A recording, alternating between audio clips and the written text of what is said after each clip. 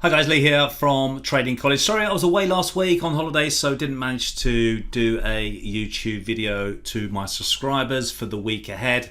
But I'm catching up with you guys now. What a start to the trading week it's been. We are going to look at the pound US dollar because I'm looking at the pound US dollar weekly time frame. So if you just start to count the higher highs and higher lows and the waves up here, you get a high in sort of March time, you get a lower high, and then you get a rotation back up to this double top.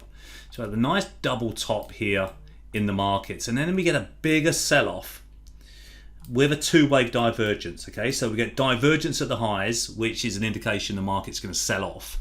We get that sell-off, comes down for several weeks, then we start to rally back up, and now we've got this trend predictor. Okay, so giving us the heads up the market could go down. We've got a loss of momentum up. It is flat as a pancake. So I'm looking for the pound US dollar to have a very, very strong move to the downside. If you take a look at the daily chart, we're already off and running. Red PTS, we've got targets 136.57, 134.41.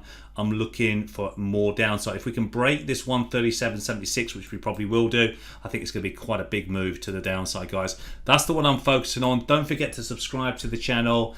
Maybe make sure you give us the thumbs up, guys. I'm looking for the pound US dollar to have a little bit, well, not a little bit, a substantial move down here. Okay, hope it helps, and I'll speak to you soon.